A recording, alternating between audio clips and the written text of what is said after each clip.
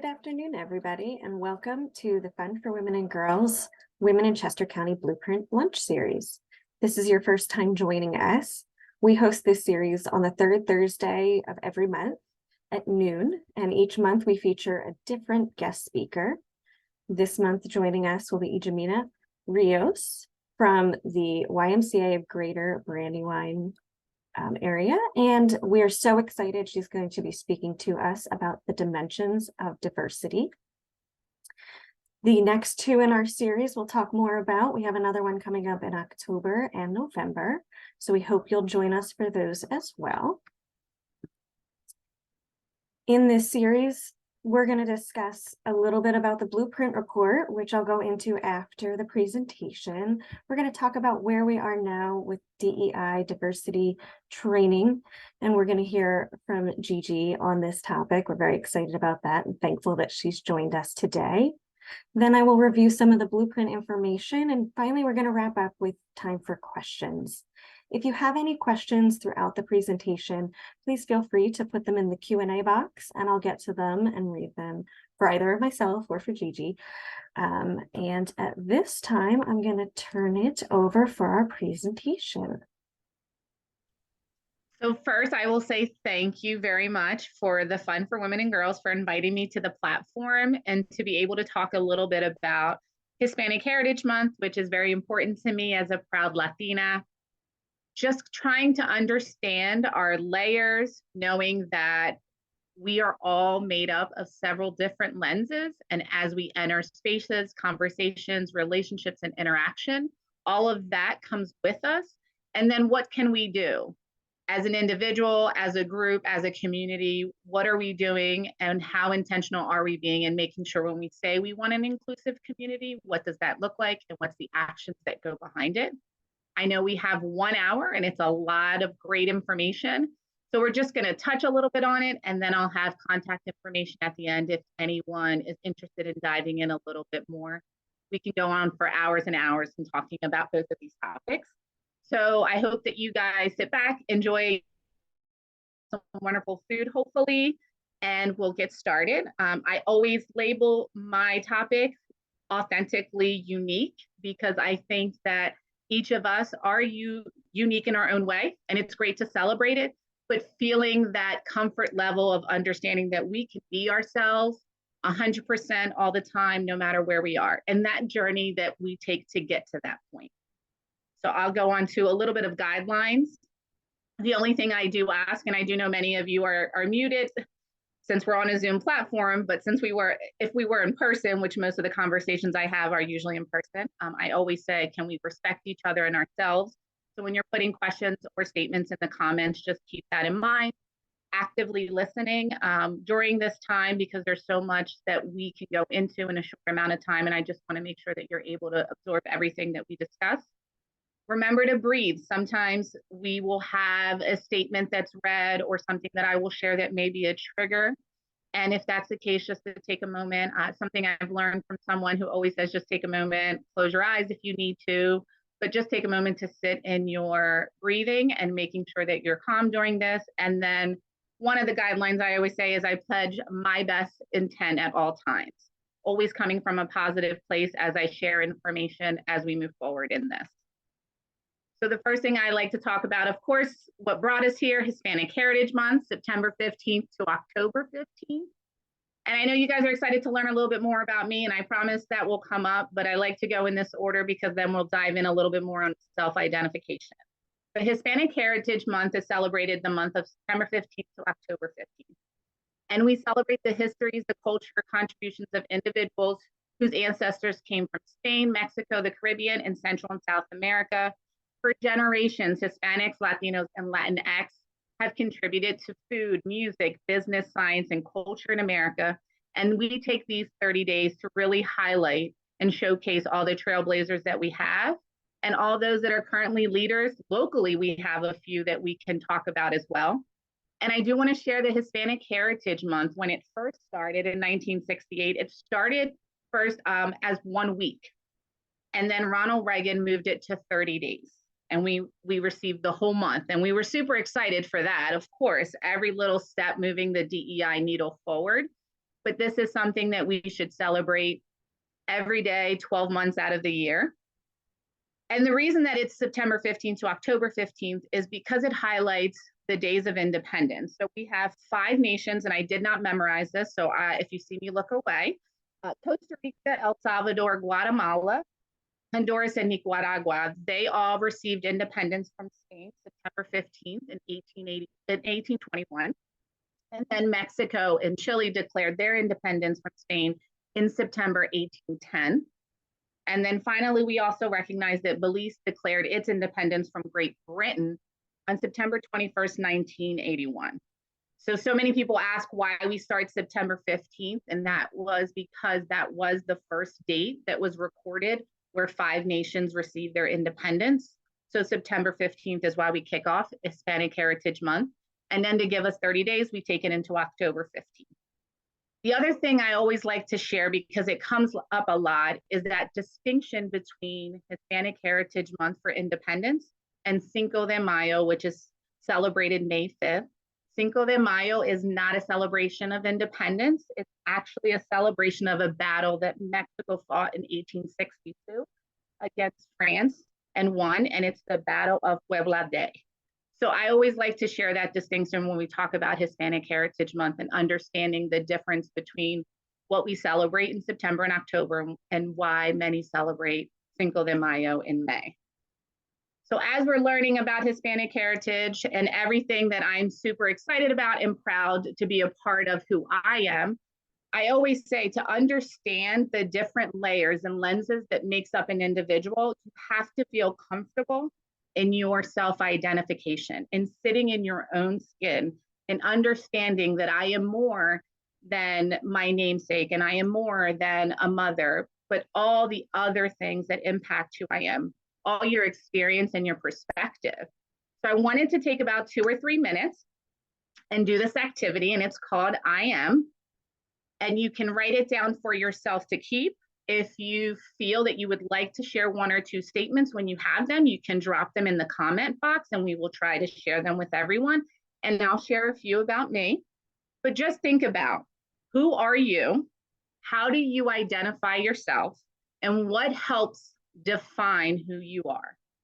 And the only rules for this activity is every statement starts with I am. And I will share some examples about me. And I want us to think really deep. So I want you to go more than I'm a sibling, or I'm a parent, or I'm a daughter or a son. Think about really all the layers as you're entering a space in conversation, maybe the last interaction you had. What lenses and layers of you came into that? So for myself, I say, I am Westchester born and raised. I am arroz con gandules and penne. I am lower middle class. I am Boricua. I am first generation high school graduate. I am Taino Indian, Spaniard, and African. I am a recipient of hate. I am an advocate for single parents. So just a little bit about Guillermina. So if there's any statements that you wish to share, I'll give everyone 2 minutes of silence. I know that's very strange in a webinar. And then if something comes up, you can drop it in the comment box and Blake can share with us. If you just want to write your statements down and keep them to yourself, that's good too. But I just wanted you to really think about who you are and how do you help define yourself. So I'll go over to Blake and see if anything starts to come up.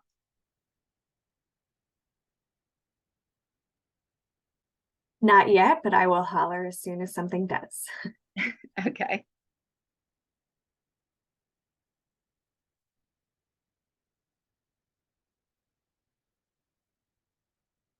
And I want you to also think about, as you're thinking about these statements, what you thought of first to put down versus what you may have added or changed as you heard some of the I am statements that I shared.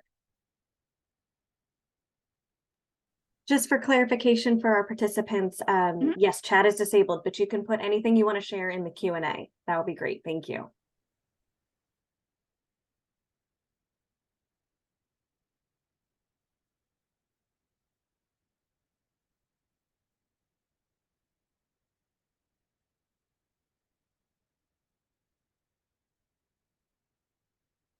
Have you recently attended a concert, recently saw a movie and had an aha moment when you were watching the movie, remembering something from your childhood?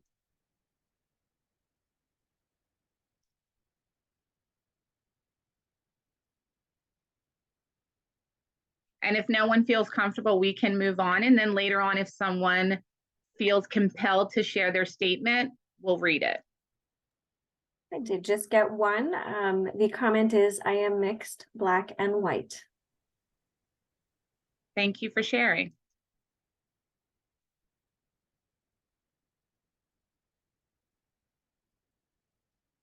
So I'll move on to what we call the dimension of diversity wheel that we use at YMCA and talk a little bit about our layers and lenses. And as we talk about that, if more individuals want to share some statements, we can always pause and read them throughout the conversation that we're having today. So we'll move on to our dimensions of diversity wheel.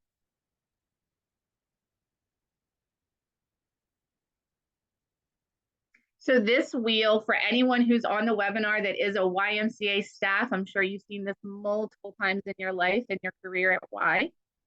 But it is something that I like to bring up when we're having these conversations because it gives a really good visual to kind of understand the complexity of one individual.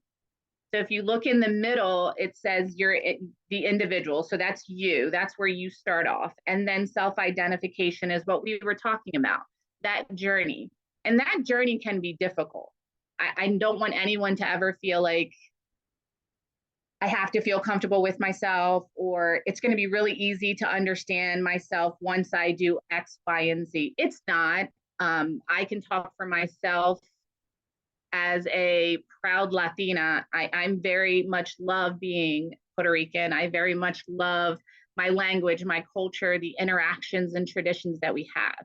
But when I was younger, living in Chester County, it was very present, my race and ethnicity. And why I mean by that is in my education life, I'll start off with, I went to a school in Westchester, great education. I had some great memories with certain individuals there. But when graduating from that school, there were 5 kids of color. 2 were Hispanic Latino, and 3 were African American out of all of the kids that graduated in that school. So that dynamic of just having that small group of individuals that I can connect with so easily, and then the other individuals that I had some great friendships with, but it was a different interaction because of the layers that I had who defined who I was, and the layers they had who defined they were.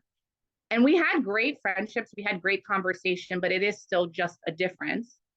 And then I also felt very solo sometimes, is the best way to explain it. Within our culture, there is a lot of prejudice based on colorism. So those that have a darker shade in their skin and those that have a lighter shade in their skin. And there were many times where I was told, as I'm trying to figure out who I am and feeling comfortable in my own skin, that I was not Hispanic Latino enough. There was something about me that they felt had me stand out and that I was more Americanized. And then I had individuals that I hung out with that were not people of color. And I was very much singled out because I was Hispanic Latina. And I was the person that they went to answer all the questions in regards to the Hispanic Latino group. And trust and believe, I do not speak for everyone Hispanic, Latino, or Latinx. So that journey can be difficult. Adding on top of that, just the journey of finding out who you are as an individual when you're a young adult, when you're a teenager, all of those hormones and everything that are changing. So that's one piece. So you have that whole gender identity and you have your sexual orientation. And now we're going to add your faith, depending on how you were raised, faith and your beliefs and your ideology. Then we're going to go add on your race and ethnicity. Let's talk about your economic background. I went to a school that was a private school, but I was a scholarship student. So during my journey, having that conversation where I had friends that were in a different economic background than I was, And then I had friends that were what we were all called the scholarship kids, and just navigating those friendships and trying to understand that piece. So right there, I just talked about a few of your core dimensions. Those are things that for the most part, I can't change. My age, I can't change my age. Not that I want to be younger, but I am the age that I am.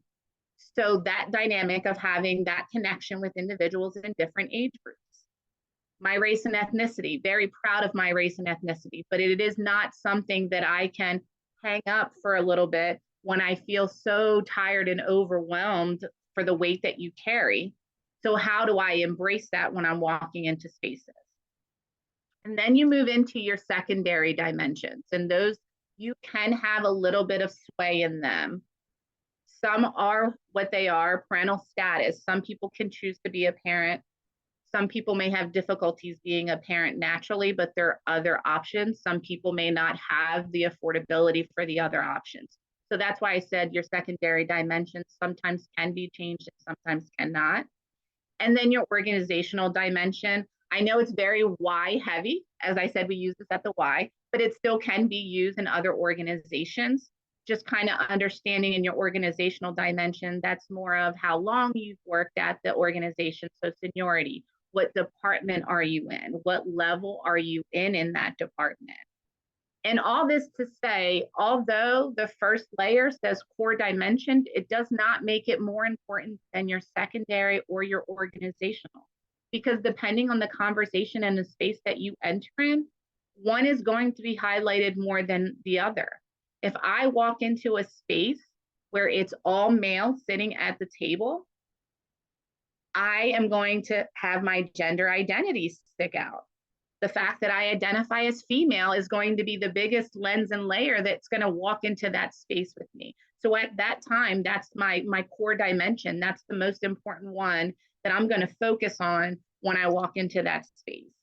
And then when you also look at the wheel, there's blank spaces. And the reason for that is I may feel a secondary dimension is more of a core, or a core dimension is more of a secondary, or there's a layer on here that I have not even labeled yet on this wheel. So now I want to put that on there, because this isn't the say all be all of dimensions of diversity.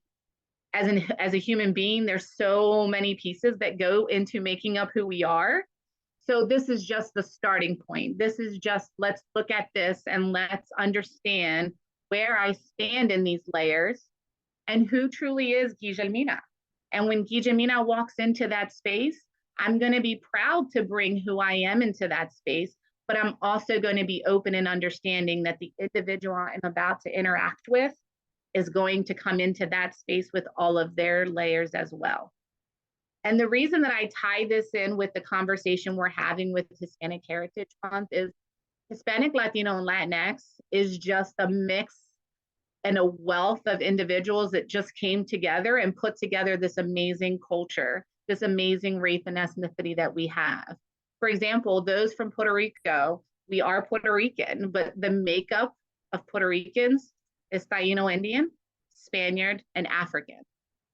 And I think that if we all sat here who are doing this webinar right now and we did some history on our heritage, we would see how much more we are alike than we are different. So I know that was a lot of information. We went from I am and understanding who we are to our layers. So I just wanted to take a moment to sit in the space and see if anyone had any questions about the activity we did, anything they wanted to share about that, or any questions on the wheel that I just put here on the screen. We do have one comment from a participant who it was at the beginning of your explanation of your own identification and ethnicity and race, and the challenges being in different spaces. And this individual said been there. So that resonated for them. Yeah, it's very, when you're at a younger age, I mean, even an older age, some people, I think I've just gotten to a point where I'm now where I'm at a space where I'm coming in as me, authentically me, and individuals will receive it well and welcome me. And then those that don't, will truly lose out on the experience of getting to know me. And I know that sounds so horrible because I'm making it seem like I feel like I'm this amazing individual, but that is the mindset that you need to have to be able to enter those spaces confidently and know that no matter what layer is highlighted at that moment, you got this and you can do this. And before I came on today, I will tell you right now, I was starting to get a little nervous. I always get a little nervous when we have these conversations. And I had someone reach out to me, and what they said to me was, "You got this." And it made me think of that I have to remember that each of us were designed and put on in this space because we were meant to make a change, and we were meant to do something different, and we were meant to bring some positive impact. And the work is not easy. And there are days that we want to hang it up and say, I need to take a break. But if we take that break, do we have others that can pick it up? So sometimes we just have to boost ourselves up and walk into a space and say, I got this, whether we're nervous, whether we're shaking, whether we're not sure how the outcome is going to be. If you can walk into a space and authentically be you, authentically be unique, and bring every experience, perspective, and layer with you in that conversation, you are opening up the eyes of the other individual that you're about to interact with. And that individual is about to open up your eyes to something that you've never seen before. I don't know if I answered your question or made it a little bit more difficult for you, but I hope that helps a little bit. And it was responded to positively by a different individual who said preach. So I think, yes, well received. Good, yes. This time there are no other questions or comments. Okay. So I just wanted to leave with the wheel and just say, and this will be shared with you, this whole PowerPoint if anyone is interested in it, but the self-identification piece is the biggest piece, is taking the time to feel comfortable in your own skin and taking the time to be proud of where you are today and who you are today. If you think about it, in anything that we build, so I will use a house, for example. When you're building a house, they always say you have to build a strong foundation before you build the rest if we want the house to last and stay strong. That is the same thing with DEI work. I will say, build your foundation first, and your foundation is you. Sit in your own space, learn more about yourself, be comfortable in your skin, walk into spaces, conversations, and interactions, proud of who you are.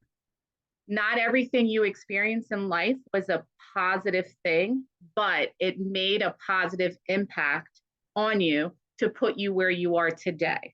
So things that I have gone through in my journey, I have had some hurt, I have had some loss, and at the time, I needed to have the breakdown. I needed to deal with the emotions, but then I needed to remember that that experience is going to shape who I am in the future.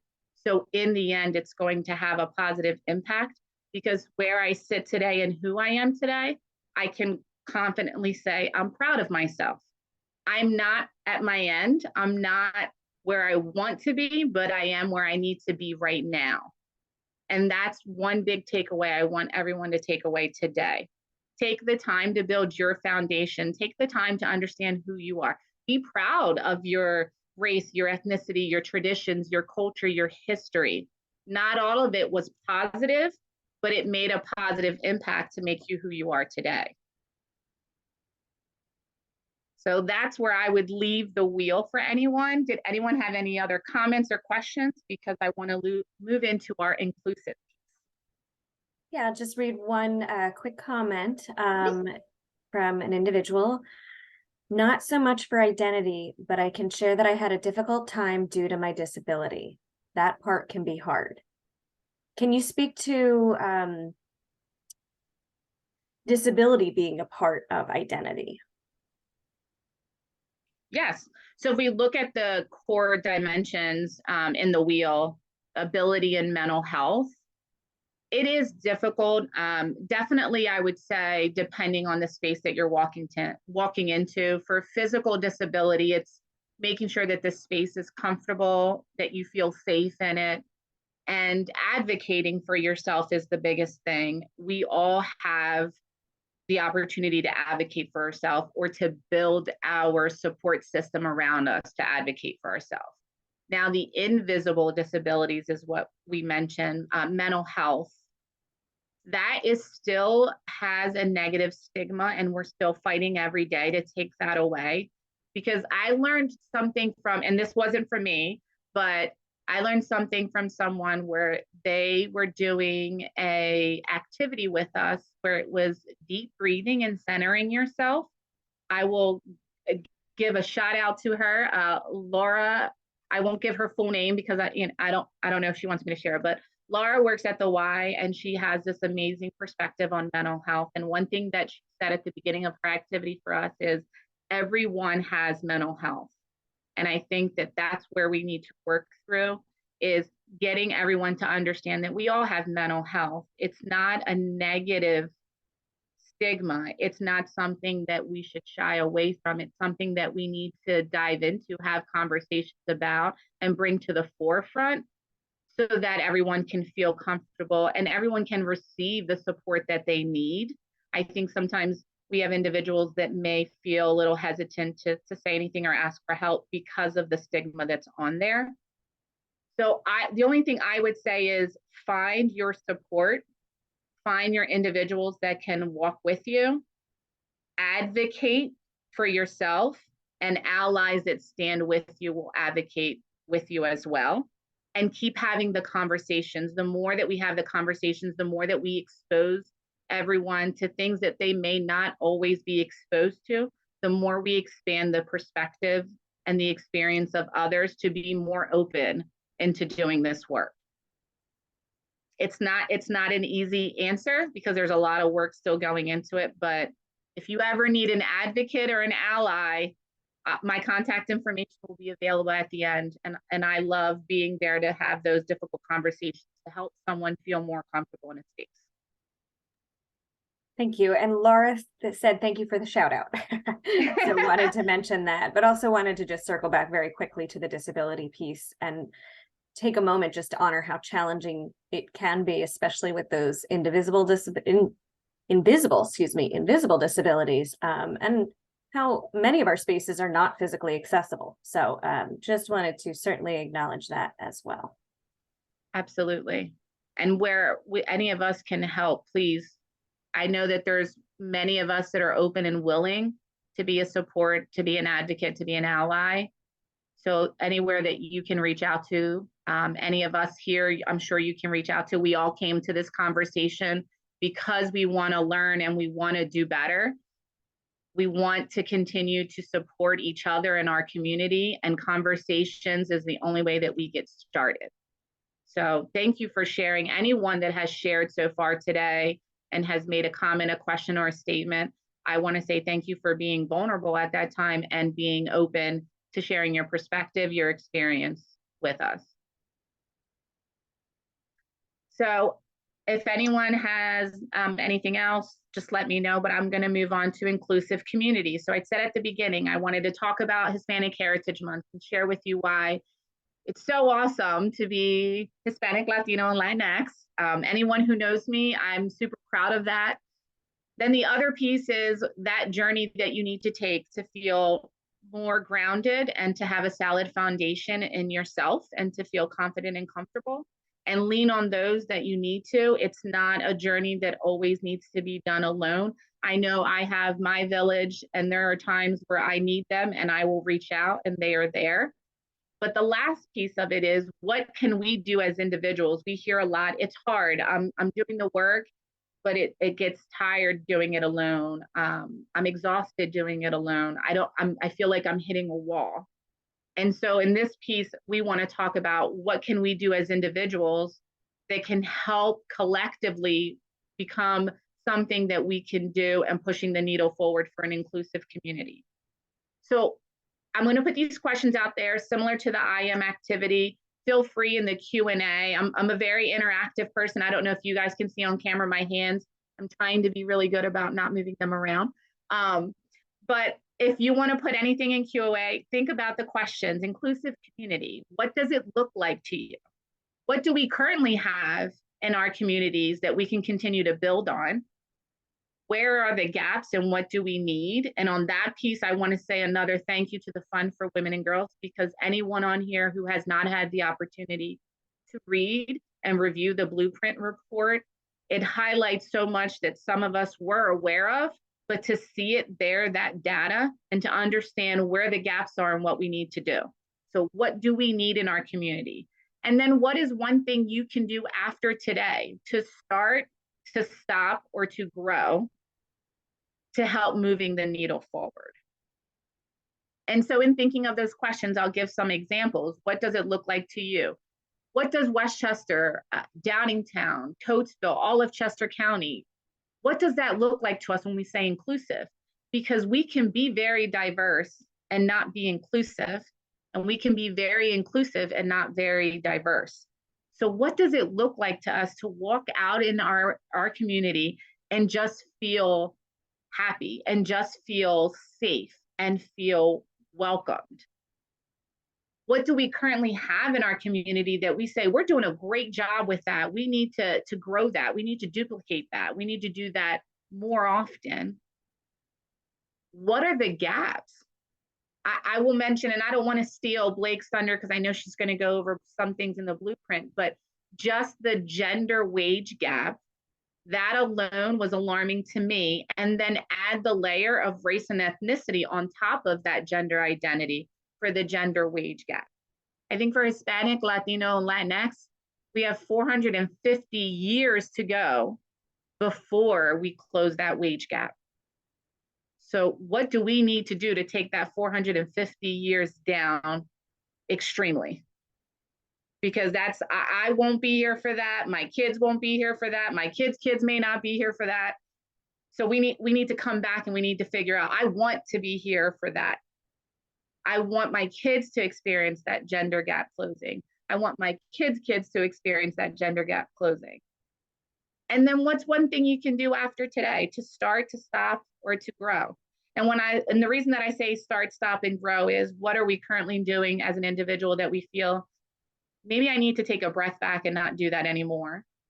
What haven't we done that we've been thinking we want to do? Let's get that started. And what are small things that we're currently doing that we're like, okay, I can do this bigger. I can do this more often. I can bring more people to the table to grow this. Did anyone have anything they want to share on inclusive community? This is a statement, and it says, powerful, great way to look at the issue and how to resolve it. Thank you. I've always been told that I can be very, very loud. So I guess I was given this loud voice for a reason. That's what I always say. I always put a positive spin on something someone says. So when people say, you're so loud, then I always say, yes, I was given a loud voice for this platform. So if you guys want to sit with the questions, if anyone has any statements or questions they want to ask, we can move forward and then we can come back.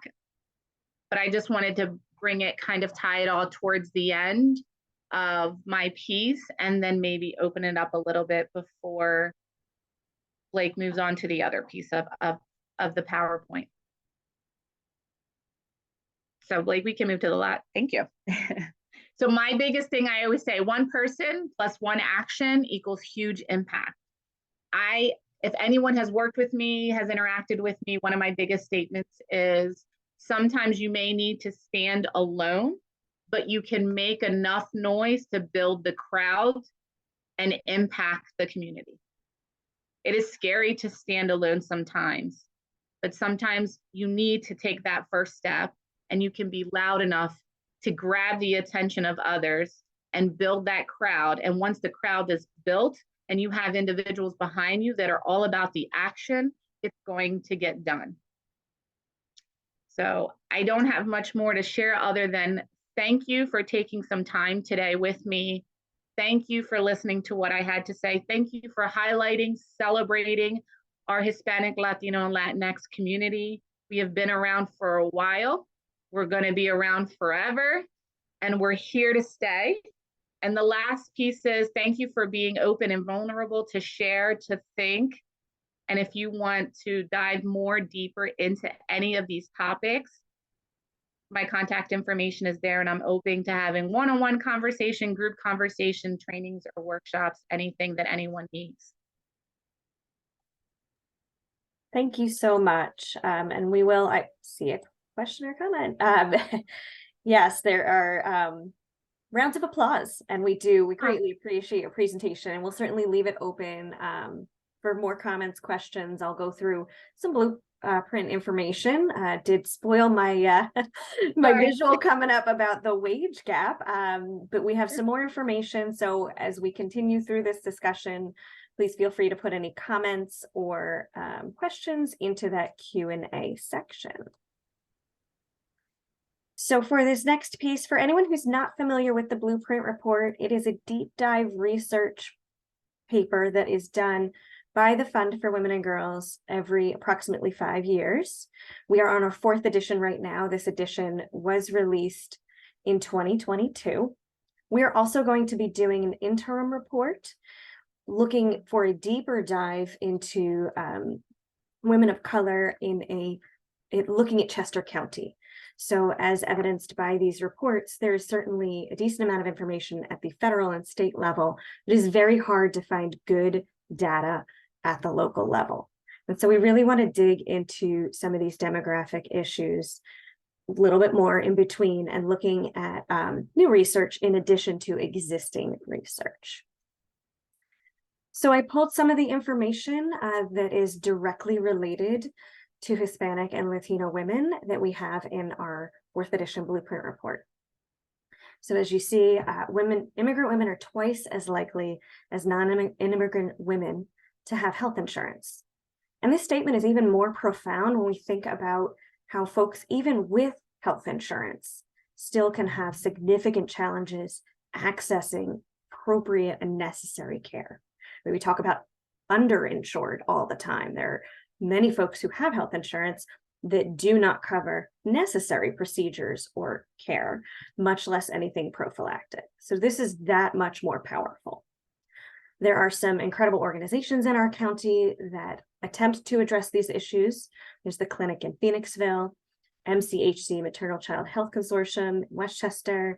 There is also CDIM, Community Volunteers in Medicine. So we do have some nonprofits that are trying to address some of these issues, but it's still a very large issue that affects so many women and children and girls. Here we are, the financial inequity.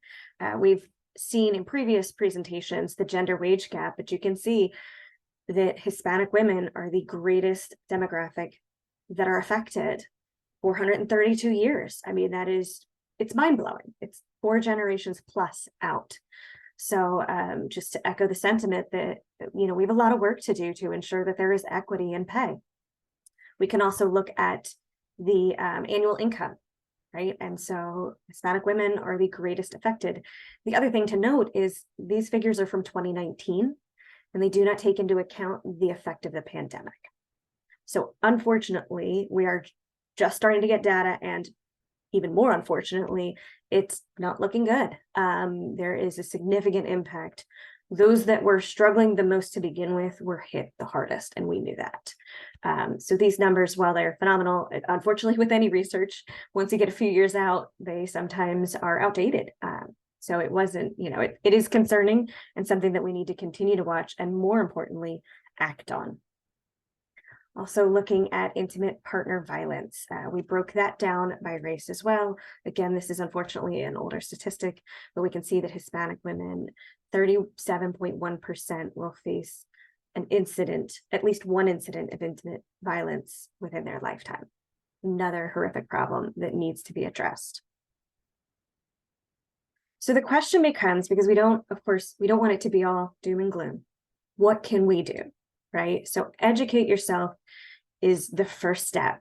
Attending sessions like this, looking at our Blueprint Report, talking with folks who have lived experience, talking with nonprofits. Another few examples, we have The Garage and La Comunidad in Southern Chester County. We have Alianzas in Northern Chester County. Folks who are doing work on the ground to address the needs of women and girls, specifically within these populations, and learn more from them. We learn the most from the people who've lived the experience. We know this. So those connections are so important. The next thing we can do is support. So I mentioned some of the nonprofits in the area. There are certainly more. There are other state level and national level organizations as well. But we figure out how to support the programs and nonprofits that are directly addressing these needs.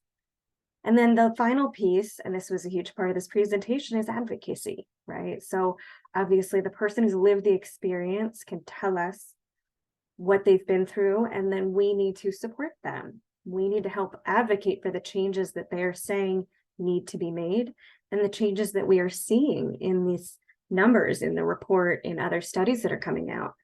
There are so many areas where we have room for improvement. And so it's up to all of us to advocate, even if we are not directly affected by these issues. We are able to help elevate the voices of those who are. So that is another crucial component to what we can do. And at this time, I just wanted to go over a few upcoming events. So little shift, and then we'll open up for questions and comments. And actually, for the first one, I'm going to turn it back for the Single Mothers Conference. Yes. So amongst the many hats that I wear, I work at the YMCA of Greater Brandywine. And so I do want to give a shout out to my team, because I know a few of them are sitting at one of the Y branches and watching me on the big screen. So thank you guys for your support. I do sit on the Chester County Women's Commission. Thank you for that opportunity. And then a couple years ago, I was nicely pulled into Chester County Community Collaborative, and they host the Single Mothers Conference annually in Chester County. I'm now one of the co-chairs for the Single Mothers Conference. We are going to be having our 2024 event on Saturday, April 6th. We will have some virtual events leading up to the big conference in April. I'm going to hold off on the venue, but it is going to be an exciting announcement because we will be in the borough of Westchester. I will leave it at that.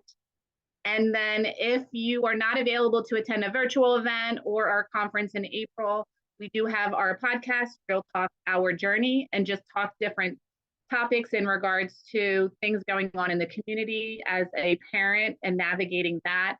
Some serious topics, and then we do have some fun topics in regards to dating as a single parent. That one was a fun one. I kind of stayed quiet on that one, but we hope to see some of you there, whether it be, members in their community that can participate. We're there to support them. It's a great event, free childcare, free food, vendors, resources, workshops. And if you want to be a vendor or volunteer, just reach out and let us know. So thank you for that opportunity, Blake, to share that. Absolutely. And you say nicely, I think you said asked or something. We call that voluntold. When you become known as someone who is a powerful voice in a space, you get voluntold a little bit. So thank you for sharing that. And sure. The fun side we have coming up soon are Champions of Change breakfast. It'll be October 25th, first thing in the morning, which is delightful because then you can head off to the rest of your day. We'll be at the farmhouse at People's Light. And keep an eye out soon. We are announcing our 3 award winners. We have an individual awardee, a corporate awardee, and new this year, we're going to be honoring a nonprofit. And all of these folks are dedicated and have shown how hard they're working towards ensuring equity and accessible spaces for women in the workplace. So very excited about Champions of Change. And then we also have, I mentioned earlier, we have our next 2 Zoom lunches, 2 of these events. So the very next one is in October. It's on the 19th at noon, and we are going to be featuring Guillermina Rios, who is from New Voters. She's an incredible woman who, her junior year of high school, started New Voters, which is a nonprofit that seeks to engage high school students and ensuring that they are registered to vote and meaningfully engaged in the election process. So we'll talk about empowering women and girls through civic engagement. You can get more information on these events on the Fund's website. And I do see I have a question here. So we have a question regarding the Single Mothers Conference. Do you have to be Okay. a resident of Chester County to attend? You do not. We've had people attend from, if you believe, Connecticut and New York. They found out about it and they came on the train, and that speaks volumes to see that we're reaching that far out. And hopefully it's something we repeat in other areas. But no, you do not have to be a resident of Chester County to attend. We want to help as many people as we can. Great, thank you. And then we did get another positive comment thanking us for the presentation and me for moderating. Thank you. Oh, well, thank you. All right, and so at this point, we have a few minutes left in our lunch hour. I don't even know what time it is. We do, we have 15 minutes. So if anybody has any questions, please feel free to put them in the chat. And while people are thinking about that, I actually had a quick question for you. Sure. Language is so important, and I think that it is challenging in our world today because it's actually used against, it can be used for, and navigating what is appropriate language to use can take some effort, and it's important effort to make because words do matter. So what my question is, I've heard mixed opinions on using Latinx. So some folks I've heard have preferred Latino. Some folks prefer Latinx. Do you mind, from your experience, just speaking to your opinion on that? Sure. It definitely has to do with generation. I will put that out there. As the generations change, there's different ways to identify the groups. And then it also has to do with what part of the Caribbean or Central or South America your heritage is from. Some prefer the Latino from their area, some Hispanic, and then Latinx. For me personally, I'm open to all of them, but it just depends on where you land on how you were raised, your area of race and ethnicity and cultural background. So that's why in any of my presentations, I try to put all of them so that everyone, no matter where you are, feels included, to know that I am hoping to speak and celebrate on your behalf, not just one particular group within. Got it. And then, so as someone who is does not identify as Hispanic Latina, what would be a non-offensive way for me to ask a preference? I mean, I always say just be very transparent and ask the full question. I always ask with all three of them, and I just say, do you prefer to be referred to as a Hispanic, a Latino or Latina, or Latinx? And some will say it's fine either way. Some may even say, I'd rather be identified as my culture and my area of race and ethnicity. So for example, my family's from Puerto Rico, so Puerto Rican. But it's just a matter of asking, and I think it's just the way that you approach the question. If they know that you're coming from a positive and safe space, they're more willing to answer the question than be defensive or get offended by the question. And I always try to give everyone, this is just my pet peeve, I should say, or tidbit that I can say. Starting a question or a statement with no offense does not negate what's coming next. Meaning, just because you gave that disclaimer doesn't mean what you're about to ask or say will not offend me. It's almost like you're pre-warning me you're about to offend me. So I would never start a statement or question that way. But just sometimes I think we've gotten away from just having simple conversation and questions. And so I've always I go to someone, I introduce myself, they introduce themselves. If we start a conversation about DEI, I just simply ask and say, oh, okay, so you're interested in this work. Do you mind sharing your race, ethnicity, or cultural background? Do you have a preference on how you're identified? Or just say, do you want to be identified just by your name? Because some people may not want to be identified with all the lenses and layers of who they are. So that just simple question and answer, but just trying to stay away from those trigger words of no offense.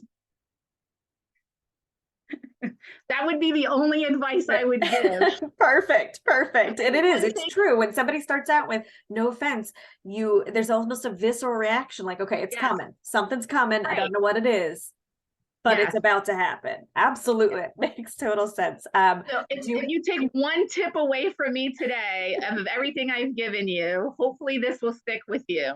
Don't start your statement or questions with no offense, because the individual you were about to share that statement with or ask that question has already put their guard up, because in their mind, they're ready for that offensive statement or question. So it kind of doesn't, it kind of stops the interaction. It doesn't give you an opportunity to have that positive interaction or conversation. Right. And to your point earlier, it takes away the safe space as well. Yes. Even if you've established a safe space, you've now potentially made it an unsafe space. Yes. Yeah, and it's okay to make a mistake. We're all humans, but just recognizing and apologizing and being willing to listen. When I do trainings, we came up on my first training, we came up with a safe word. It was pineapple. Someone in the class, don't do it. Don't do it. It just stuck. So they said pineapple. And so what that meant was, if someone said something or asked a question during the training that person may have received in a negative way, or they didn't fully understand, they would just say pineapple. And that individual that asked the question or made the statement knows that when we have a moment or a break, that person just wanted to ask them a few questions to further understand what they said or where they were coming from. And sometimes I'm a part of that conversation if I'm there, but I do ask them, if you're open to just discussing it yourselves, that's fine. I think that's where, with everything that's going on in the community and in the world in general, and there's a lot of negative going on, and there's a lot of fighting that we need to do to get to a better place. We've lost the simplicity of just sitting down together and having conversation and being open to actively listening. So if I'm giving if you give me, Blake, an opportunity to tell you where I'm coming from and you actively listen, then now it's my turn to give you the respect, to give you the space to speak, and me to actively listen. And we may get to a better place, or we may get to a space where we can say, I respect your point of view and you respect mine. And we may not come to an agreement, but we have respect for each other. And I think that's the biggest thing that some of us just want to receive. I just want you to respect me for me. I don't want you to try to change me into something that I'm not. And I don't want you to dismiss pieces of that make up who I am, because I'm proud of myself and it was hard work to get here. So just give me a little bit of respect. But we lost that with all of the negative and the hate that's out there right now. And that, I think, is where we need to go back. That simplicity of just sitting down and having a conversation. Absolutely. And I do have a two-part question here, and this will be our wrap up. So the first part is, in your experience, do you have examples or ideas that would make Chester County welcoming and inclusive for all? Examples and ideas. So I would say we need to start from scratch. We need to look at, it all goes down to institutionalized racism, institutionalized ageism, there's so many of them. We have to understand that the things that we utilize now, the services that we have out there, were all originally built by the same individuals sitting at the table. It was the same voices at the table. They all pretty much, for the most part, looked alike. They all pretty much were in the same similar educational background, economic background. So there were not many different perspectives coming to the table when having conversations. So to me, and I know this is like big idea, but it can be done. There's so many of us in Chester County that want to do the work and are willing to do the work. It's just coming together to do this, but it has to start from scratch. And the reason that I say this is, and this is my own experience, I have 2 kids in Westchester Area School District. Before I say anything, I do love the schools, so please don't attack me. But there were times that I had to advocate and fight for specifically my oldest daughter, when she was in middle school. There was an incident that occurred between her and another student, and both of them were at fault. And when I went into the office to have the conversation about the incident and what happened, the punishment that they were trying to put on my child was more extensive than it was for the other child. And I try not to, I'm never one to jump to the race and ethnicity card. I always want to try and give everyone the benefit of the doubt and look at the full picture. But that was the first thing I went to. And then the other piece of it is during that conversation, it almost made it seem like because of my race and ethnicity, the way that conversation was going, they thought I was going to be submissive and just quietly accept what they offered. And they realized they were talking to the wrong person. And I fought and I advocated for my child. And I said, if we're going with this punishment for this child, then that is the punishment for my child. And if we're going for this punishment with my child, then that child's receiving the same one, because they were both at fault. There was not one worse than the other. So that's why I say it's starting from scratch. It's trying to look at the foundations of some of these things that we have in place, and was it really built in solid foundation? It was built in a solid foundation that worked for them at the time that they built it, but it's not working for where we are today and where we need to be. So I know that was a big ask and a big task, but that's where I feel, in my opinion. Absolutely. No, thank you. And so the follow-up to that is, have you seen any examples elsewhere that, in a perfect world, if we could replicate here, whether it's small or big? So I did work briefly in Dauphin County through a YMCA. And when I was in Dauphin County, the one thing I would say that they did well there that I would love to replicate here, they had what they called a diversity forum. And this forum had multiple individuals from multiple organizations at the table to look at, and we would focus on one organization or policy at a time, but we dived into it and we looked at how was it created? What was the purpose of it? Does the purpose make sense now? And if it doesn't make sense, what do we need to implement to make the change to better our community? Was it very much hard work? Yes. But it was so worth it to see the little changes that were coming into the Dauphin County community because of that. And on top of that, because we didn't want to just be the individuals that came and said, you're doing this wrong and we need to change it, because we don't want to do that either, right? But we always took the time to highlight the work that they've done, and then to talk about so much more of an impact they can make if they would just move the needle this way. That was the approach we took. And then we celebrated. There was also some celebrations within there with the Dauphin County Diversity Forum. So when I lived in Dauphin County, being a part of that was amazing. And I think that's something that can be so beneficial in Chester County, because if we look at some of the policies and procedures, some of the things that we have in place, institutionalized in Chester County, has not been looked at for how long? We struggle just to get data locally. So imagine trying to find out when something was established, by who, for how long, and what's the purpose. So it is a lot of work, but I think for me, I would say that was one of the most positive experiences that I had in Dauphin County. And I would love to do something like that in Chester County. And like I said, starting off small, we don't have to take on everything at once. We focused on one thing at a time, but that one focus and that one change just kind of helps with the next one and the next one and the next one, until it became something that was just part of the full community. That's fantastic. Thank you so much for sharing. And we are out of time now. I want to thank everybody who has joined us today. Hope everyone learned a lot, took a lot out of this, and now feels motivated. Definitely feel free to reach out to either myself or Guillermina. We have, you can see the blueprint report information is below.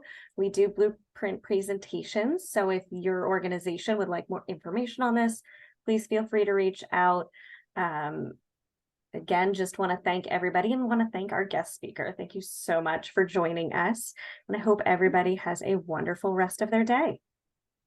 Thank you, everyone. I appreciate your time and support. Bye. Bye.